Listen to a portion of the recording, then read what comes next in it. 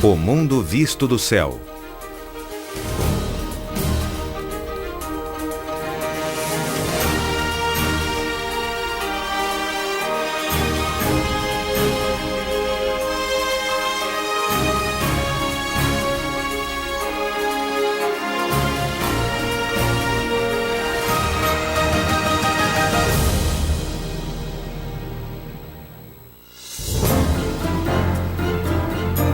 Portugal.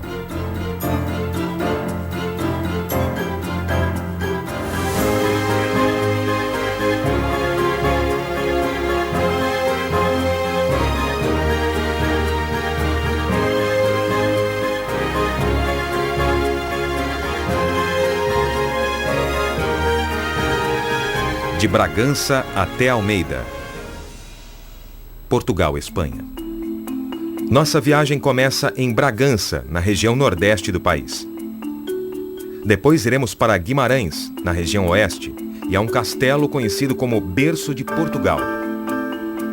Em Braga, conheceremos 2 mosteiros impressionantes e seguiremos para Viana do Castelo, no litoral.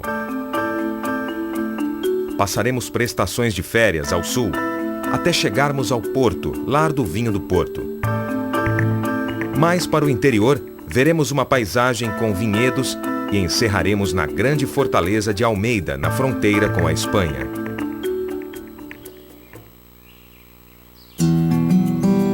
Portugal ocupa aproximadamente 1/6 da Península Ibérica e tem uma população de 10 milhões de habitantes.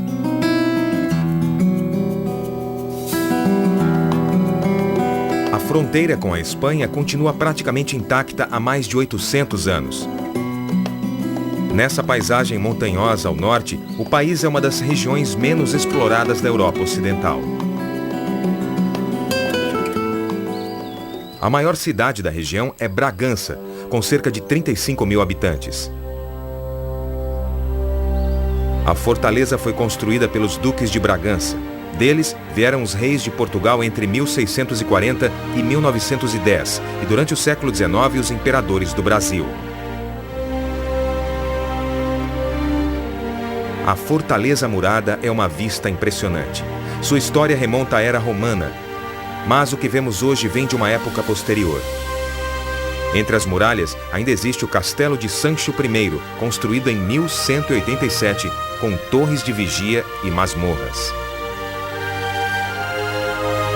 Ao centro do castelo fica o Forte Torre de Menagem, restaurado em 1928 para abrigar um museu militar.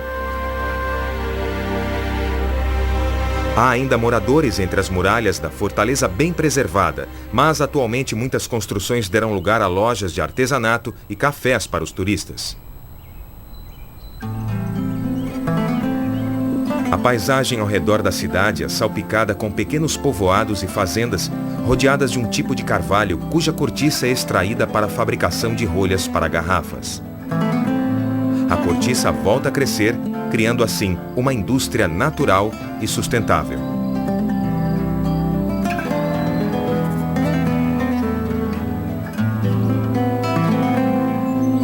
A oeste, o interior é despovoado e distante. Com os anos, a população diminuiu quando os moradores foram para o sul em busca de uma vida melhor. Os que ficaram na área rural lutam para sobreviver nesta região implacável.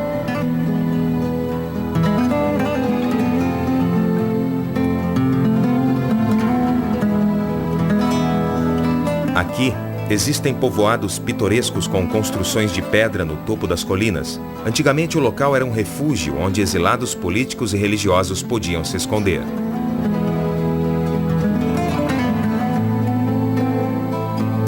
Para o visitante de passagem, é um belo retrato da área rural do país onde algumas das festas típicas mais alegres e tradicionais ainda são realizadas.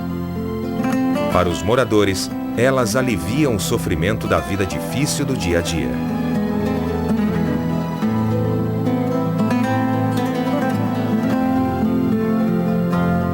O Parque Nacional Peneda Gerês fica a oeste. Ele foi criado em 1971 devido ao interesse científico internacional na flora e na fauna da região.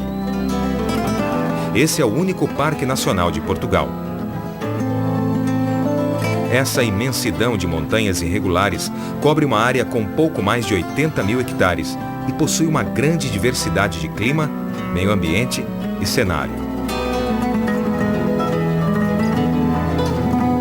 O parque também é uma zona de transição entre as regiões mediterrânea e euro-siberiana. E é por isso que encontramos aqui plantas que são raras ou inexistentes em outras partes do país. A educação e o turismo ambientais estão entre as principais atividades. Várias trilhas de caminhada atravessam o parque com diferentes aspectos geológicos e ecológicos. Antigamente, havia ursos pardos e cabras selvagens na região. Hoje, o parque é um dos últimos refúgios para dois grandes predadores, o lobo e a águia dourada. Uma característica importante dessa região é a presença constante de água em forma de pancadas de chuvas. Há muitas cachoeiras que desagam em diversos rios que cruzam o parque. E essa água enche os reservatórios que se estendem por quase 50 quilômetros nos limites ao sul do Parque Nacional.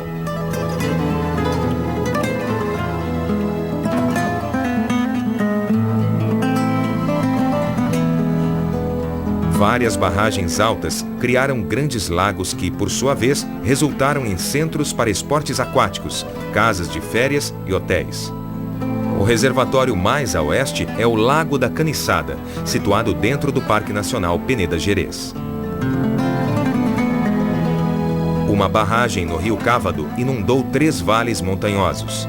Além de criar um centro recreativo, garante o fornecimento de água e energia hidrelétrica para a região.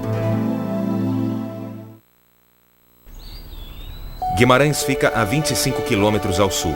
É uma das cidades mais históricas de Portugal e foi reconhecida pela Unesco como Patrimônio Mundial. Ao centro, um castelo e o Palácio dos Duques de Bragança. O palácio foi restaurado nos anos de 1930 a partir do original construído no século XV. Durante o século XIX, caiu em desuso quando os Duques de Bragança se mudaram de Guimarães. Boa parte do palácio serviu então como material de construção para as casas da região. O estilo apresenta claramente a influência francesa, provavelmente oriunda da descendência borgonhesa da família Bragança.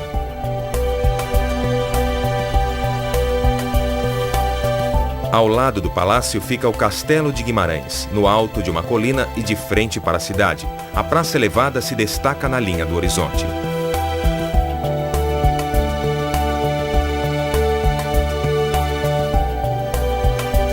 A construção começou no século X para proteger o mosteiro próximo de ataques pelos mouros e normanos.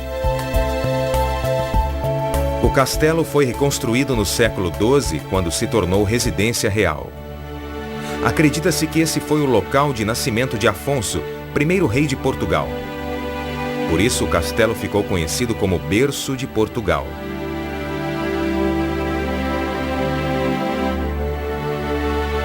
Assim como o palácio ao lado, o castelo caiu em desuso durante o século XIX e quase foi demolido. Felizmente, isso não se concretizou e, após a restauração, foi declarado Monumento Nacional em 1910. Tanto o palácio quanto o castelo fazem parte integrante do patrimônio português. A cidade de Braga fica a 13 quilômetros ao norte. No cume de uma montanha e com vista para a cidade, existem 2 santuários importantes. O primeiro é o Santuário do Sameiro, um dos locais sagrados mais importantes e famosos de Portugal. Foi construído ao estilo clássico em 1863, em homenagem à devoção à Imaculada Conceição. As obras só foram concluídas na década de 1980, 120 anos depois.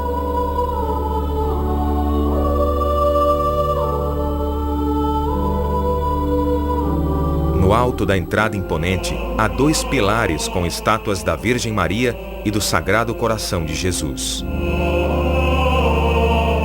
Próximo dali, na mesma montanha, existe outro santuário. Este é o Santuário do Bom Jesus do Monte.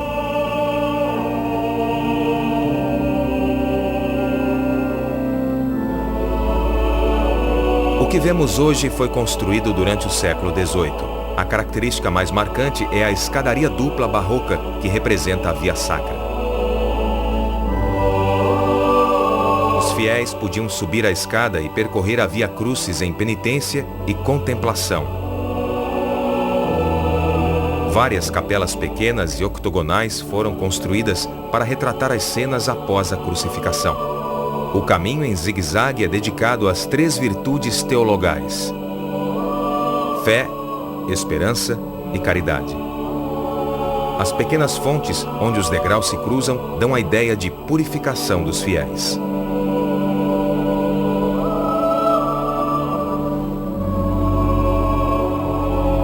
A construção do santuário atual começou em 1781 e substituiu outras igrejas mais antigas, a primeira de 1373. O estilo é o neoclássico, típico da época. No século XIX, um bondinho elevador foi instalado ao lado da escadaria para facilitar o acesso à igreja e continua ativo até hoje.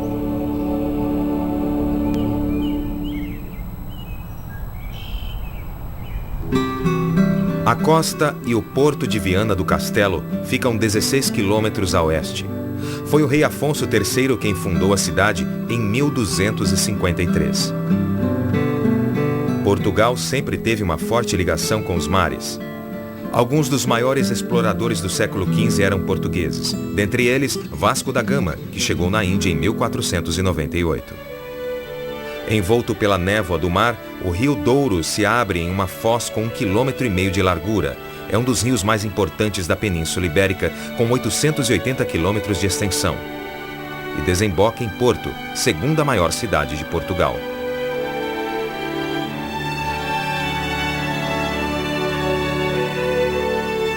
A cidade é um dos centros europeus mais antigos. Na era romana, era conhecida como Portus Cali e acredita-se que foi daí que o nome Portugal se originou. No século XI, a cidade lucrava suprindo os expedicionários a caminho da Terra Santa.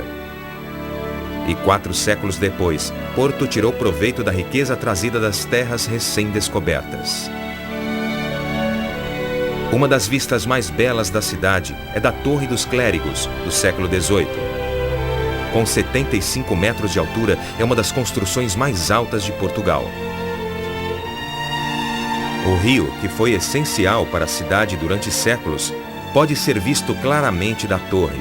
Foi daqui que, em 1415, partiu Príncipe Henrique, o navegador, filho do rei de Portugal, para explorar a costa do norte da África, dando início à era dos descobrimentos portugueses.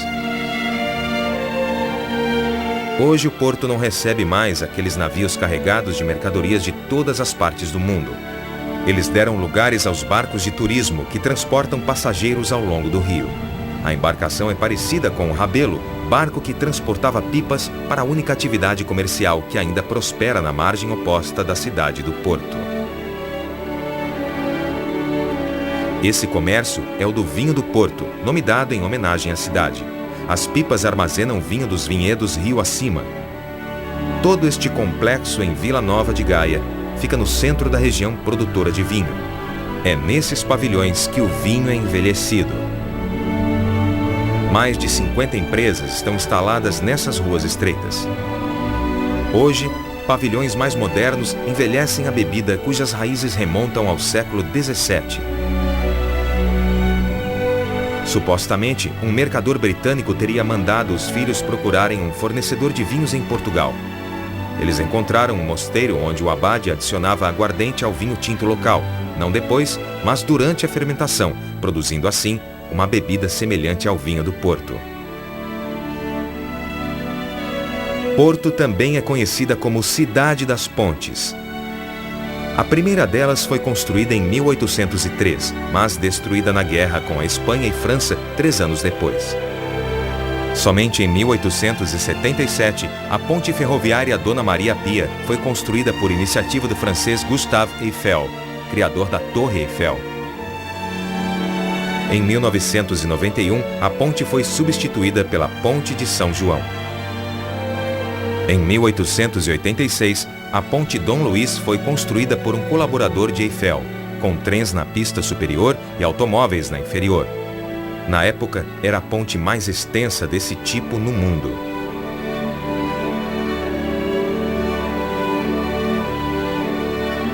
Quando a ponte de Arrábida foi construída sobre a foz do rio em 1963, era a maior ponte em arco de concreto do mundo. E em 1995, a ponte do Freixo foi construída para a circulação rodoviária até Lisboa.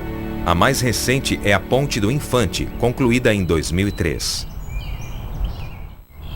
A leste de Porto, uma paisagem mais montanhosa, com pequenas aldeias rodeadas de planícies. Em Portugal, a atividade comum em pequenas e médias fazendas particulares é a agricultura. E como já vimos, muitas cultivam carvalhos corticeiros. A cortiça extraída é transformada em rolhas para os vinhedos da região. Um desses vinhedos fabrica o famoso vinho Mateus Rosé desde os anos de 1940.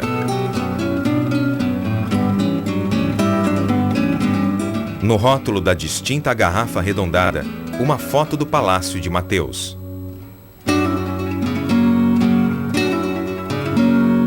O palácio foi construído em 1745 e é considerado um dos melhores exemplares da arquitetura barroca de Portugal. Incorporada ao projeto, uma pequena capela familiar. A casa é cercada de jardins simétricos do mesmo período. O arquiteto italiano Nicolau Nasoni projetou o complexo e passou os últimos anos de vida em Portugal depois de uma série de trabalhos. Hoje a casa pertence a uma fundação que promove atividades culturais nos campos da música, literatura e artes visuais.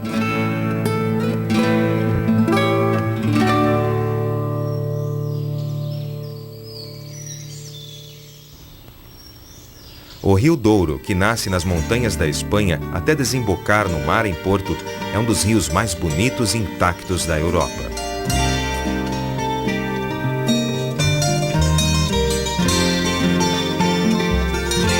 Em um trecho a leste de Porto, toda a região foi declarada Patrimônio Mundial pela Unesco em 2001, na categoria de Paisagem Cultural.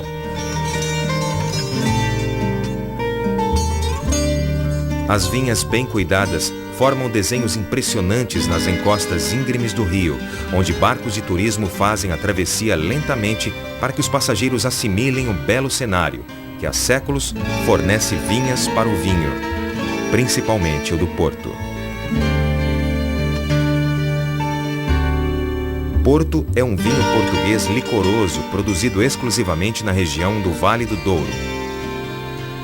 O nome completo desse vinho é Vinho do Porto, originário do século XVII, quando foi despachado de navio na cidade do Porto. Ao vinho é adicionada a aguardente, uma bebida alcoólica feita com uvas, interrompendo assim a fermentação e permitindo que os açúcares residuais aumentem o teor alcoólico. O vinho do Porto é mais forte, mais doce e mais pesado do que os outros vinhos e possui alto teor alcoólico, entre 19% e 20%. A bebida tornou-se popular entre os ingleses durante o século XVIII devido às guerras com a França, o que interrompeu o comércio de vinho. Foi assim que os transportadores ingleses iniciaram o comércio na cidade do Porto. Empresas como Coba, Croft, Sandman e Taylor comercializam o produto até hoje. O preço desse vinho varia desde tipos mais baratos por cerca de $10 até o vintage, que custa centenas de dólares a garrafa.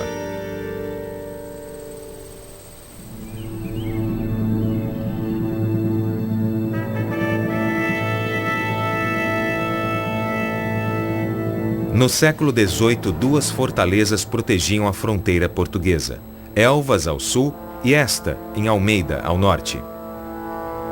As fortificações vistas hoje datam do século XVII e foram construídas nesse estilo pelos espanhóis após terem destruído o castelo mais antigo.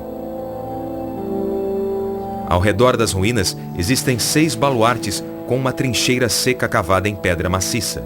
Tinha capacidade para 100 peças de artilharia, algumas em locais fortificados e protegidos da artilharia inimiga. Em agosto de 1810, as forças portuguesas e britânicas foram obrigadas a se retirar da Espanha ao se depararem com o exército francês mais poderoso. Wellington encarregou então o coronel Cox de proteger Almeida o máximo de tempo possível para que suas tropas pudessem se retirar em segurança. Os franceses atacaram a fortaleza com uma grande demonstração de força, mas a fortaleza resistiu. Porém, na noite de 26 de agosto, uma granada francesa acabou explodindo no pátio do antigo castelo, incendiando uma trilha de pólvora até o depósito de armas e munição e explodindo quase 70 mil quilos de pólvora e mais de 1 milhão de cartuchos da infantaria.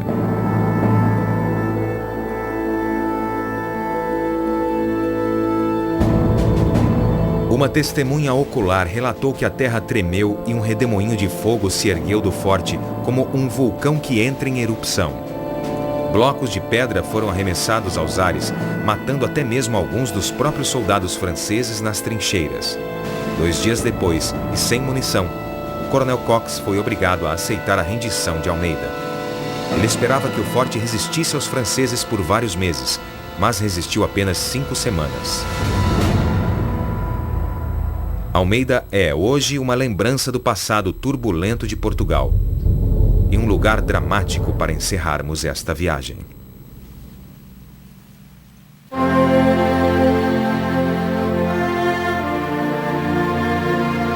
Versão brasileira, DPN Santos.